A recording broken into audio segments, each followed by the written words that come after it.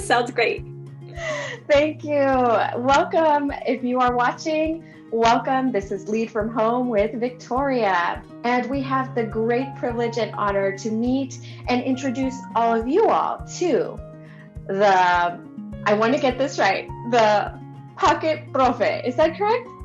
Yes. Okay, good. That's right. We have Dr. Kimberly Kennedy with us that's going to talk about and share this excellent course that she has developed for reaching out to specifically, we have a specific audience that we're talking to, aren't we? We're talking to bilingual or dual language educators. Let's go ahead and get into it. Can you tell us a little bit more about who this course is for and how we can use it in our day-to-day lives? Sure. Great. Thank you so much for this opportunity. I'm so excited to be here. The course is actually, it's more than a course. It's an academy. It's Biliteracy Academy, and it's called the Biliteracy Academy, Becoming the Mero Mero or the Mera Mera of biliteracy. If you speak Spanish, the Mera Mera or the Mero Mero means like the end all be all, like you are the, all that. Right. If you grew up in the 90s, you're all that in a bag of chips kind of thing. And so it's an online course it has 8 modules that's going to talk to you about everything regarding biliteracy. And because so much of what we are exposed to as bilingual educators and dual language educators is a lot of it is based on English monolingual standards for our students. It is. And so, and which is great. And we need to know all about literacy development for English monolingual students, but there's so much more. We need to take all our knowledge and go deeper. And I feel like, bilingual educators, we often have to do double the work in a lot of ways. And sometimes we feel like we might have half of the support and we have to do a lot on our own. And we spend countless hours searching for the perfect resources and perfect research-backed practices that we can engage our students with. And so this Biliteracy Academy, it includes that online course, 8 modules, taking you from A to Z with biliteracy. But it also is 8 months of support where you're going to have access to a private online community, a Facebook group, and I'll have office hours, so I'll be there to coach and answer questions and support for 8 months. And you also have the contributions of fellow educators also in the academy, so we can share we can celebrate all the great things that are happening in our classrooms, and we can also troubleshoot some of the things that maybe aren't going so well. And so really having that online community, I think, is important. And it starts January 15th. So that 8 months will get you through the end of this school year, take you through the summer as you're gearing up for a new school year, and where we can kick off in the best way for the next school year. And it also includes live group coaching. So for 8 months, you'll get 2 live group coaching sessions a month. So that'll be at least 16 live group coaching sessions for those enrolled in the Biliteracy Academy. So you also get that for 8 months. So it's, I think we've all heard about or taken online courses that are absolutely fantastic, but sometimes you have questions, or maybe that accountability, nobody's checking up on you, and you're like, oh, I'll get to that module later, and then life happens. So I think when you build this as a community, it's kind of built-in support, built-in accountability. If you have questions, you have direct access to me where we can work through that. I can clear up any misconceptions. I can go deeper with research or pull back if we need to pull back. So there's that element where it's beyond a course, it's a community in the Biliteracy Academy. So that's how I've developed it. It really does sound like it's something that it's an invitation to be a part of the journey. And one of the things that really resonated with me, and I love the idea of recognizing that bilingual educators, whether they're dual language or bilingual in the classroom, we do serve, and I'll put myself in there. I will speak. I will use the plural we. Yes, I've been doing that too. Right. There is a sense of doing double work. One, I've heard a lot in the groups and in the rooms and on one-on-ones that oftentimes we're considered the expert, or in either culture or events or festivities and language or a certain type of book or whatever it is that it is. It's if you're that teacher, that one teacher within the district or that one teacher within a group of schools, those are all the questions, and then we have to sort through that information in order to come up with the best kind of program or the best at what we know at that time. So in essence, this is kind of helping make that work time a little bit less, and we all want to do a little bit less. Not that we want to provide less quality, but the work, it frees us up to do the important work of meeting the needs of our students in our classrooms. And I think hitting that those goals, those realities that you mentioned are so real. And another thing I hear time and time again is the mixed messages that happen. And I think a lot of that is a result of you have experts in the district or experts at conferences or experts in curriculum that was adopted by your district or your school. And it's great, but it's very much based on the quote unquote mainstream, which is based on an English monolingual population. And so they have a lot of messages they're sending you about balanced literacy or the science of reading and how to do phonics instruction and how to do comprehension instruction, which are all great. But then you have maybe the biliteracy specialist or the bilingual education specialist come in and they say, oh no, we're doing this and forget that. And so you might be getting mixed messages. And so you're like, ¿a dónde voy? Right. Como cae todo, right? And on top of that, you're also trying to promote cultural awareness and that really exciting classroom culture that you're creating, right? So on top of that, you're getting all of these mixed messages. So this is, when you join the Biliteracy Academy, it's a way of, let's get it all together. Let's see how this all fits together in this larger biliteracy framework. And so we can see what are the experts saying from these different fields, but I have to know all of it. And it's really getting clarity on all these messages that are coming at us around data and around levels and around the 5 pillars of reading and phonemic awareness, phonics, fluency, vocabulary, comprehension. But then where's oral language development? Where does that fit in? So there's all of these things that we need to address, and we're happy to address. But we often, I think a lot of bilingual and dual language teachers, they have so many great tools and they have so much knowledge about these great strategies that they've had experience with, but it might feel disjointed where they have, oh, I really love this in English and I really love this in Spanish, but they might not know how it all fits together because of these mixed messages or because they've heard it in these disjointed professional development professional development or training thing. And so this is a way of getting clarity about what's out there and feeling your own vision for your classroom out.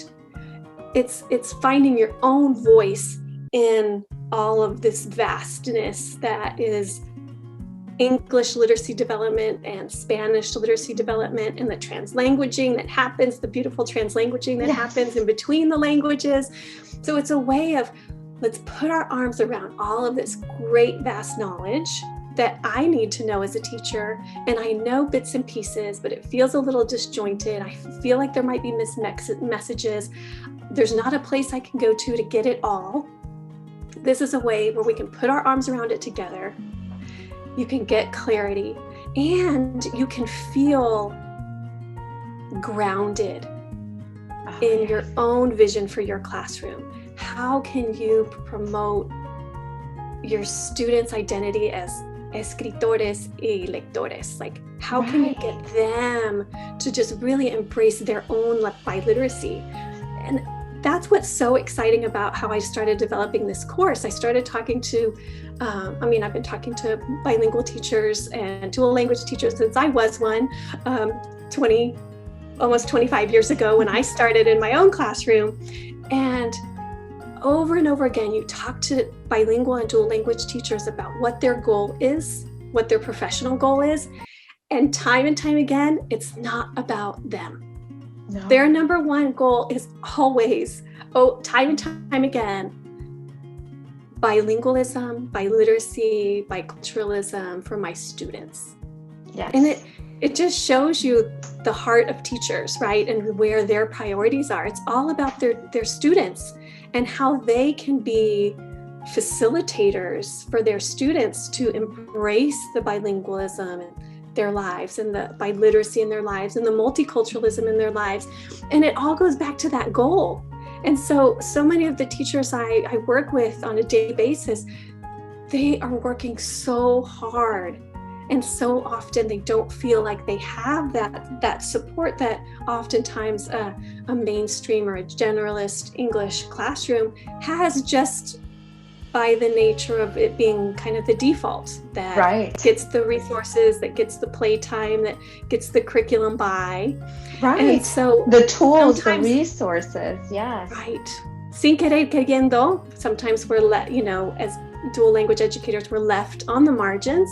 And this is a way for us to gain that clarity, feel grounded in what we're doing, and that knowing that what I'm doing right by my students for that goal of bilingualism and biliteracy. So that's kind of where the seed started sprouting. It sounds like that. Yes, it sounds like there was a recognized kind of universal truth, and this project, this course, came from the idea that let's get together, let's make this a connected. Let's feel connected as far as professionals.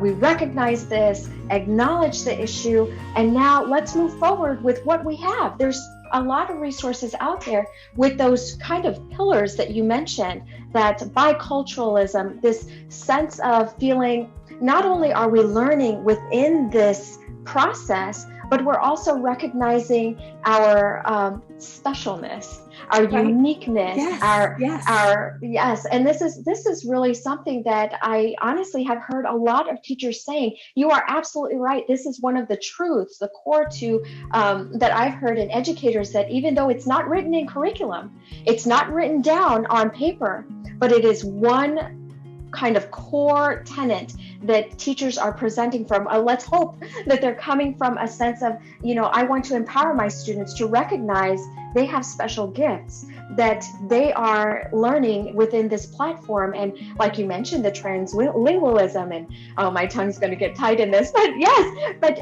making sure that these are all flowing, really nice and aligned, and at the same time, the students' progress and their growth in who they are as individuals is really the forefront. So that is just a really powerful message. Dr. Kimberly, I hope you don't mind me calling you that. No, that's fine. That's fine. This is Dr. Kimberly Kennedy, and I went a little forward there and I said Dr. Kimberly, but Kimberly. Call me Kim. Go, please call me Kim. Oh, thank you.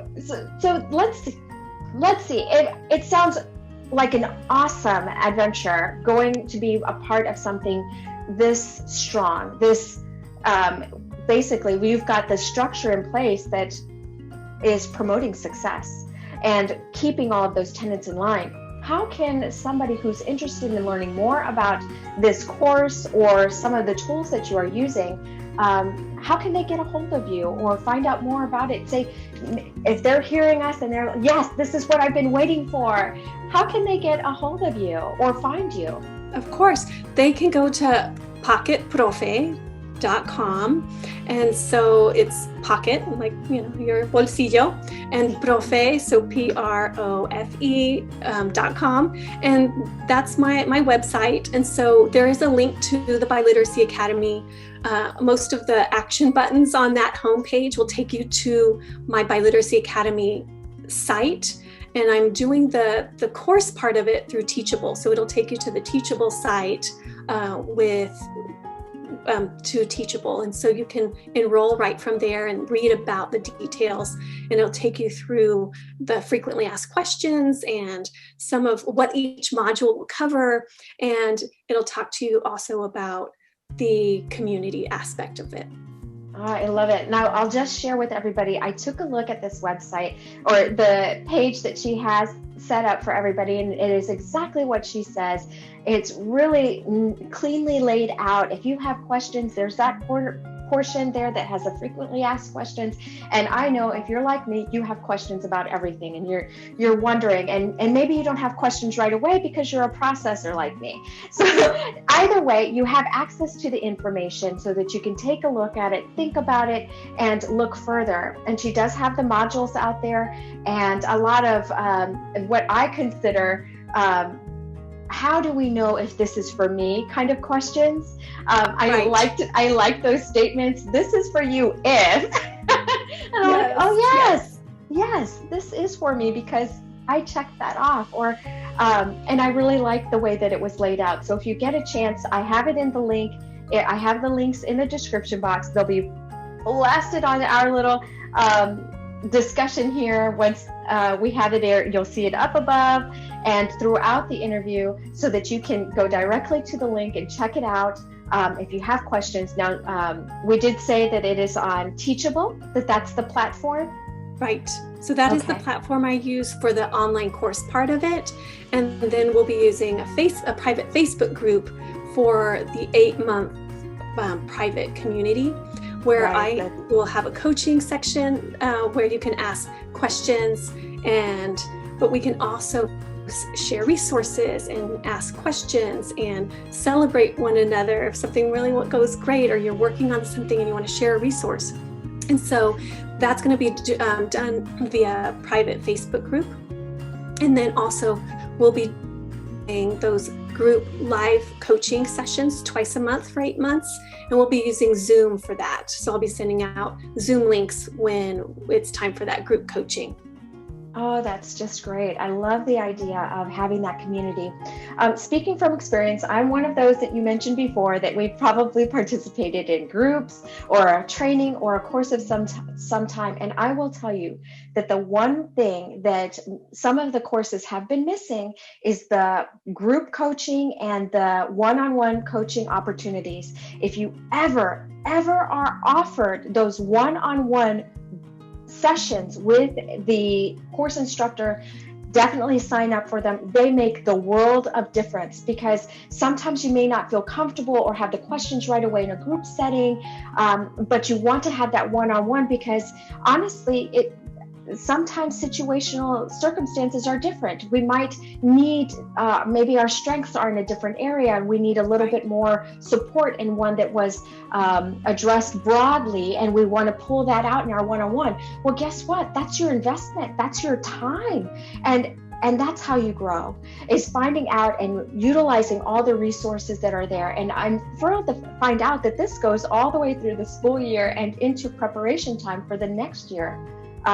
Just knowing that, and knowing what, when it comes to teaching, one of the biggest things that new teachers experience or have anxiety about is preparation.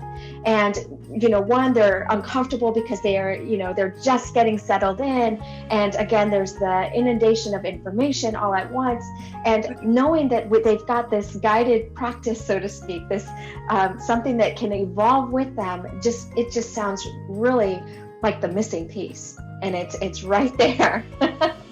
Well, thank you. I'm glad that you recognize that, and I think that it is so important. And a lot of the course also, or the academy, is based on the courses that I've taught at the multiple universities where I've taught, and it's also based on where there were any gaps. So I've had students who who are either pre-service teachers that are now teachers on the other side of their undergraduate graduation. I also have in-service teachers who were my graduate students, and I hear from them when they go back to their classrooms, and so often they're like, oh my gosh, I never thought I would need so much that course you taught on literacy assessment, but I feel like I am so knowledgeable in our PLCs and our learning communities and our grade level meetings in our school.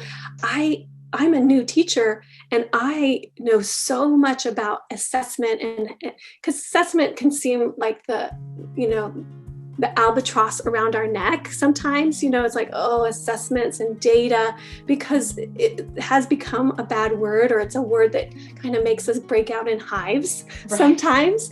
And I know I was in that situation too, until I learned to really embrace assessment, because in the end, it's how we get to know our students in an academic way. Of course, it's important to know them personally and culturally and linguistically, but also seeing how they grow academically. And so I also have a way of talking about assessment that is doable, that's not like, where are they in the red and where can we do this? Where it's not that breathing down the neck. It's let's look at these assessments. Let's look at group assessments. Let's look at individual assessments, and let's see where our students' strengths lie and how we can build on those and see their growth over time. And so a lot of the nuggets of the Biliteracy Academy are from the nuggets from feedback from my students that had me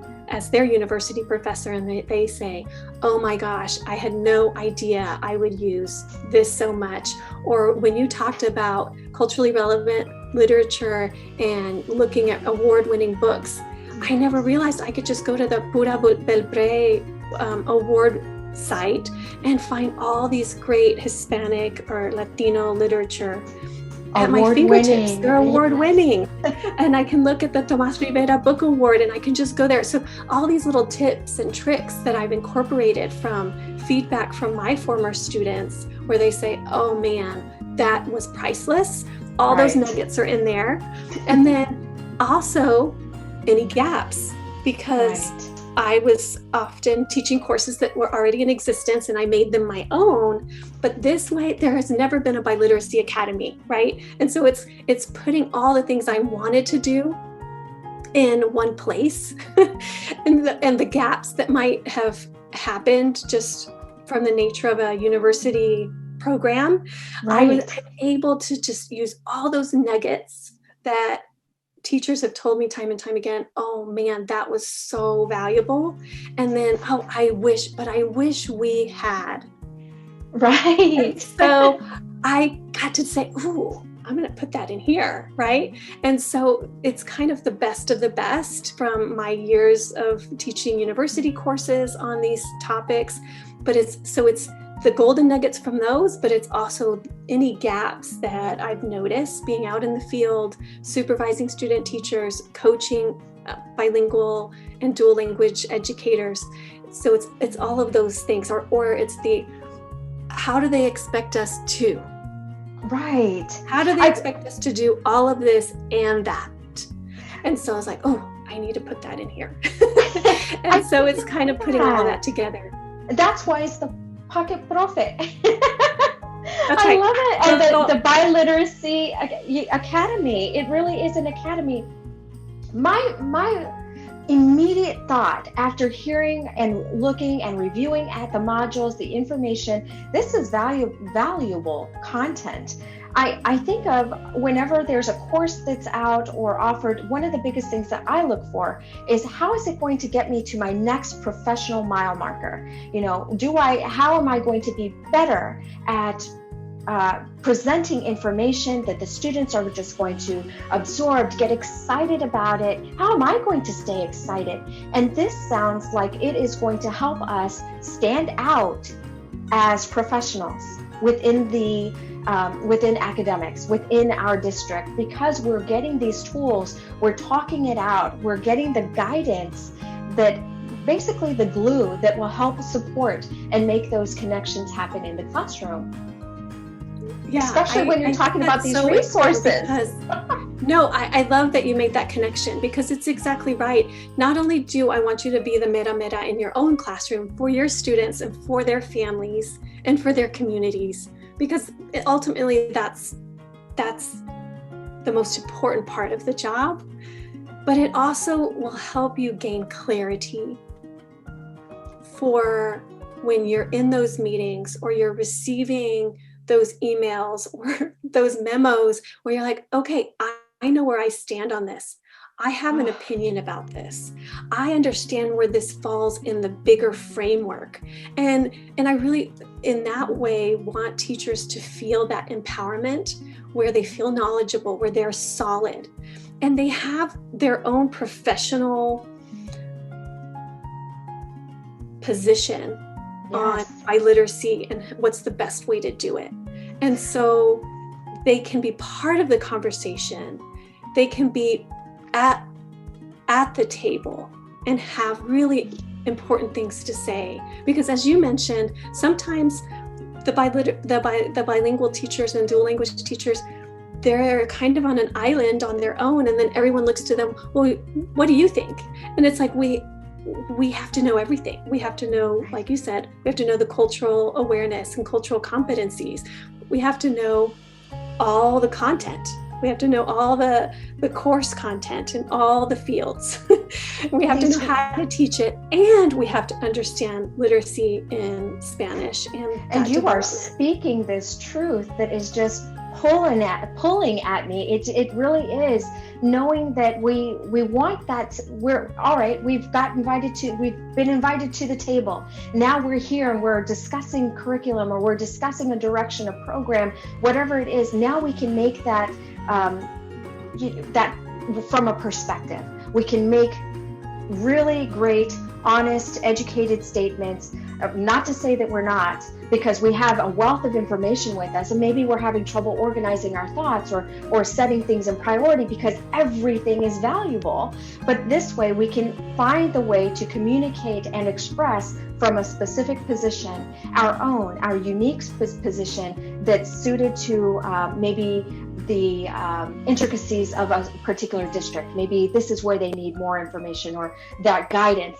This sounds like you said, it's a great community to be a part of if that is where you want to be. And of course we all want to, because we want that cultural... I love how you said it's, yes. And I love how you said it is dependent on each teacher's situation. So it's dependent on their grade level that they're teaching. It's dependent on what linguistic makeup, what native language their students have, right? Absolutely. Are they half native English speakers, half native Spanish speakers? Are they the beautiful bilingual students where they're raised in multiple languages at the same time, and they have this wonderful translanguaging as their native language, where es un poco de todo, and this beautiful mezcla, right? And so it depends on their student makeup, it depends on their grade level, it depends on their district, it depends on their program, right? Are they in a 50-50 dual language model? Are they in a 90-10 dual language model? Are they in a bilingual, more traditional bilingual model where it's mostly Latinos that are native Spanish speakers in their program, and they might have a early exit or a late exit model in their district? Or if there's mostly ESL in their district, but there's this push toward maybe heritage language development. So every context is different as well. And so we can explore that together, and you can gain that clarity of where you kind of take all that disparate information and put it together. And don't get me wrong, we're also going to have a lot of fun, because sometimes it sounds like, oh, okay, this in class again. I need to take my medicine. I need to understand biliteracy. Okay, assessment. Yeah. But don't get me wrong, we're also going to have fun. So we're going to talk a lot about the culture, culturally relevant text and how to use it. We're going to talk about, great strategies like how to use readers theater and how to use writers workshop and how to do oral histories with families, because that's so much part of the Latino culture is that oral history. And how can we embrace all of those wonderful things that are happening at home and bring that into the classroom. And so we're going to have a lot of fun also talking about some really great strategies and some great tips and tricks of that. But in the end, the ultimate goal is for you as a bilingual or dual language teacher is to clarify your biliteracy vision. Right. And like you said, that can help advance them in all kinds of ways, whether it's advancing them in their own practice, in their own classroom, or being a representative at their team meetings, being a representative at their campus, at their district, or nationally and internationally. So really thinking about how to be a teacher leader, either from within the classroom and beyond. And so really giving them those tools and that knowledge to take it, más al fondo. Right. It's absolutely amazing how all the pieces are just laid out and put just for the taking. It really is. And the message is so powerful. It's empowering the teachers, it's empowering the students. And you mentioned oral history, and I just spoke to one of the writers in the group for the Heritage Team Extraordinaire, Marisol, and she has her own story. And we spoke really closely about how important it is to honor these oral traditions, these oral histories, and knowing how to get them from the stories that we hear. And I would love to hear more about that. I get excited about education anyway, so I'm one of those. I can see how this could be fun. And if we're not having fun, how are we supposed to present the information and engage our students in learning the same material? And one of those biggest ways that this program is doing, or the focus is making sure that engagement is there, that empowerment is there, that there's a sense of connectedness. Like I said, there's that golden thread that's woven throughout all of it, that creates who we are during a time where we're developing our identity. Our students are learning who they are and creating their own history in the making. So I really think that this is a great resource. So any teachers out there that are considering or have questions or looking for the next way to get involved, this, or even promotions. I'm not going to promise anything because that's not in not in any way. But again, I'm a firm believer in utilizing the resources, exhausting the resources you have at your fingertips, and moving the step beyond, just working right at the edge of that scope.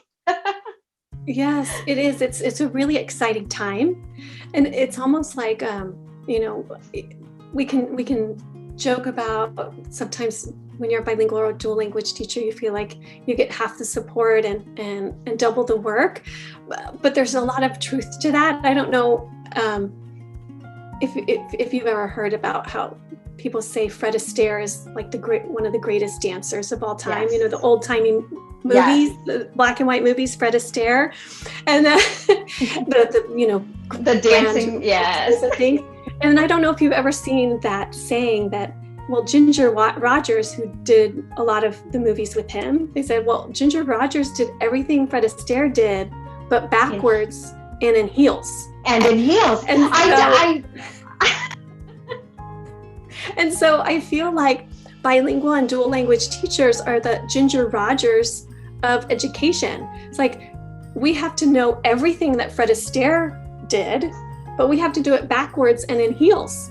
Yeah. So we have to be the experts, the Mera Mera and the Mero Mero of all of the content and all of the assessment and all of the standards, the state standards. And we have to know that literacy piece and that linguistic piece in another language and how it translanguages and how it informs one another. So it's like we're doing it backwards and in heels. And so it's a lot of work, and we need more support. We need more support. We need to find that community. And so that's where I thought of this Biliteracy Academy, where it's more than just a course, but it's that longevity piece where I want to set you up for success. I want to know what you know, and I want to build on that, and I want to take you to the end of the school year to shine, set you up to prep for the next school year, and support you all along the way.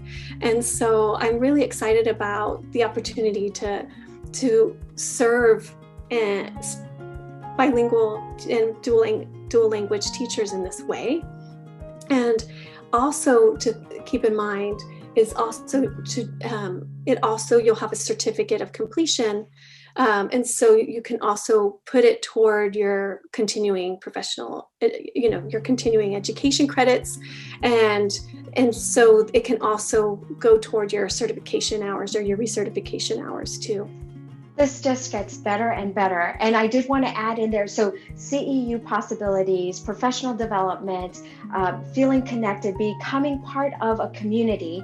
And also you have the guided resource within the course for the entirety of the course, as well as a workbook. I saw that there were plenty of engaging components to this where we could take down information, write, and just follow along with collecting resources as the modules progress. Definitely. So it's going to be very guided, as you said, and it's of course going to cover a lot of content, but it's also going to be specific and tailored toward your situation.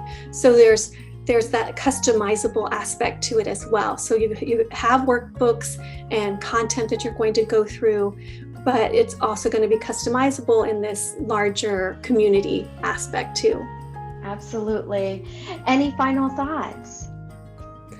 I really appreciate the time to talk to you about it. I'm really excited about the potential to reach more teachers that might not have heard about me otherwise. And so I really appreciate this forum. You do such important work, and I really appreciate it, Victoria. Thank you so much. And I do want to recognize you as well for acknowledging that there is this need and providing the tools and your expertise. You have a wealth of information, years dedicated to honing this craft, and now she's sharing with everybody. And also for your viewers and your listeners, I'm going to create a coupon code. Oh. And so it'll be Lead from Home 15. And if they put in that coupon code, they get 15% off of the Academy on whichever. There's a pay in full option. And then there's also a 4-month payment installment option, and there's an 8-month payment installment option. So they would have 15% off of all those payment options depending on what they would want to enroll with. So much flexibility. I'm telling you, the incentives just get better and better as we keep talking. We're going to have to pull her back in here as it gets closer. Let's get that launch date out again. That's January 15th? Yes, January 15th. Everybody has access to a second Christmas. January. Here it is. There you go. I love it. And also, I know a frequent question is, how long do they have access to the course? It's a lifetime access. So, and you'll get any updates as well. So it's a self-paced course, but the modules are designed to go take about a week for each module, but life happens. And so sometimes you might not be able to do that, or sometimes you might want to say, oh, I really want to get through this next module. It's really exciting stuff. And so it's the self-paced, but you have access forever for the life of the course and any updates. So say I start a new Biliteracy Academy in a few months with a new group, you'll have access to any updates that I have or any bonuses that get folded into that teachable course. You'll have access to that for life. So it's absolutely wonderful. I thank you so much for offering that discount code. I'm going to be plastering that code everywhere. So Lead from Home 15, and we've got the Biliteracy Academy. We'll have the website information, a little bit about the course in our description box as well. You'll see this on our Facebook group, on our Instagram as well, and of course in the Heritage Team Extraordinaire, where we share all of our information. And I thank you again, Dr. Kim. Thank you so much for your time. Thank you so much. I really appreciate all your time and what you do. I can't wait to see your future episodes as they roll out. Thank you.